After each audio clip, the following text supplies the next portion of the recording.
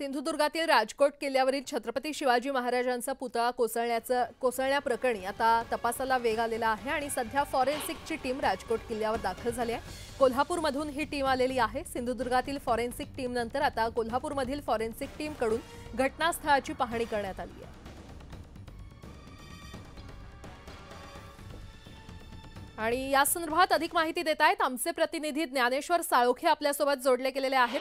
ज्ञानेश्वर, छत्रपती शिवाजी महाराजांचा पुतळा कोसळला आणि त्या प्रकरणी आता तपासाला वेग आलेला आहे। फॉरेन्सिक टीम तिथे दाखल झाली असल्याचं कळतंय। काय सध्या सुरू आहे, काय अपडेट?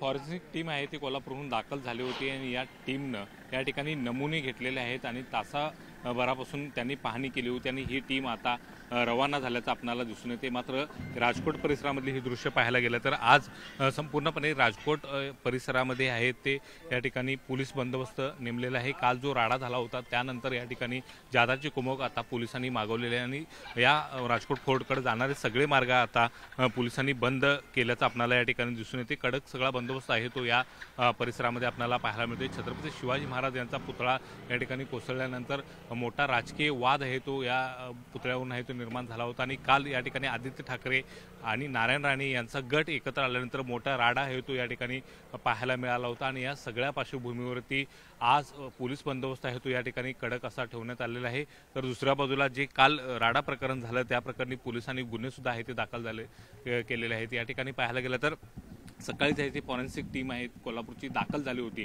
आणि या फॉरेन्सिक टीमनं नेमका पुतळा कशामुळे पडला याची तपासणी आहे ती करायला सुरुवात केलेली आहे। वाऱ्याच्या वेगामुळे हा पुतळा पडला असं म्हटलं जाते। मात्र या पुतळ्यासाठी वापरण्यात आलेले मेटल्स, चबुतरा याची माहिती आहे ते या फॉरेन्सिक टीमनं घेतलेले काही नमुने सुद्धा आहे ते फॉरेन्सिक टीमनं आपल्यासोबत या निमित्तानं घेतलेले आहेत आणि एकूणच याचा अहवाल आहे ते फॉरेन्सिक टीम आहे ती सरकारला देणार आहे। मात्र सध्या पाहायला गेलं तर राजकोट परिसरामध्ये तणावपूर्ण शांतता आहे ती पाहायला मिळते। काल मालवण बाजारपेठ बंद होती ती मात्र आज सुरू झालेले आहे। मात्र या परिसराला सध्या पोलीस छावणीचं स्वरूप आलेलं आहे। कोणत्याही व्यक्तीला आता राजकोट किल्ल्यावरती आहे ते सोडलं जात नाही। मात्र फॉरेन्सिक टीमनं जे अहवाल या ठिकाणी राज्य सरकारला ते देणार आहे तिथले जे नमुने गोळा केलेले आहेत ते नेमके काय असणार आहेत याची उत्सुकता आता मात्र सगळ्यांना लागून राहिलेलं आहे। एकूणच पाहायला गेलं तर या सगळ्या बाबीवरती आज कडक बंदोबस्त असा या राजकोट फोर्टवरती पाहायला मिळतोय आणि तणावपूर्ण शांतता सध्या या परिसराला आपल्याला दिसून येते।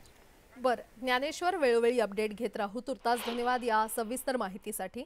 दरम्यान राजकोट पुतळा दुर्घटनेनंतर बांधकाम विभागावर आरोप केले जात आहेत आणि या पुतळ्यासंदर्भात कोणतीही माहिती देण्यास सार्वजनिक बांधकाम विभागाच्या अधिकाऱ्यांनी नकार दिलाय। विषय संवेदनशील असल्यानं काहीही विचारू नका असं सार्वजनिक बांधकाम विभागाचे कणकवली इथले कार्यकारी अधिकारी अजय कुमार सर्वगोड यांनी प्रतिक्रिया दिली आहे।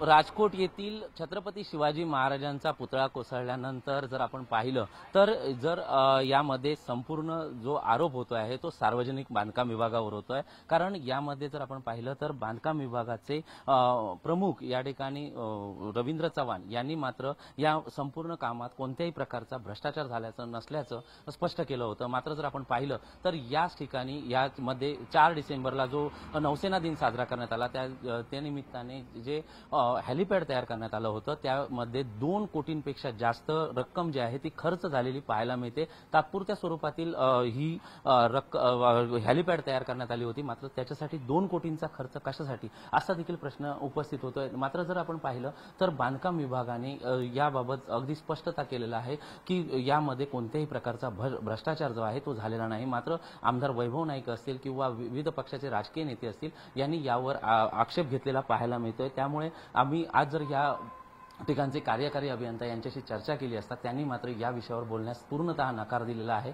त्यामुळे कुठेतरी हा जो संपूर्ण प्रकार आहे किंवा 4 डिसेंबरसाठी जो खर्च करण्यात आलेला आहे तो आता खर्च कुठेतरी वादाच्या भोवऱ्यात सापडताना पाहायला मिळतोय।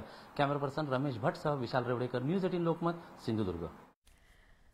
आता एक मोठी बातमी। सिंधुदुर्गमधल्या राजकोट किल्ल्यावरील राड्याप्रकरणी मालवण पोलिसांनी 42 जणांवर गुन्हा दाखल केलाय। शेकडो अज्ञातांवर देखील गुन्हे दाखल करण्यात आलेले आहेत। ठाकरे आणि राणेंच्या कार्यकर्त्यांविरोधात हे गुन्हे दाखल करण्यात आले। मालवण पोलिसांकडून विविध कलमानुसार हे गुन्हे दाखल करण्यात आलेले आहेत।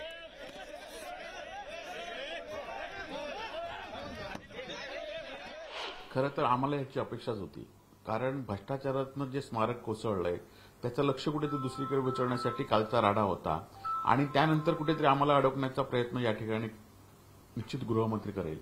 कारण राणे कंपनी वारंवार सांगतात की आमचा बॉस सागर बंगल्यावर बसलाय आणि त्यामुळे पोलिसांचं मनोधैर्य खचलेलं आहे. पोलिसांना ते कायम भीती दाखवत असतात की तुमच्या बदल्या अशा ठिकाणी करू की ज्या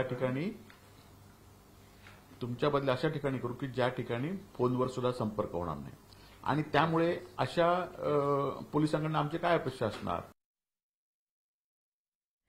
खासदार संजय राऊत यांनी मालवणमधील राजकोट किल्ल्यावर घडलेल्या घटनेवर संताप व्यक्त केला. मालवणात जे झालं ते गुंडागर्दी आहे असा आरोप राऊतांनी केलाय. शिवाजी महाराज असते तर अशा लोकांचा कडेलोट केला असता असं म्हणत राऊतांनी सत्ताधाऱ्यांवर तोफ डागली आहे.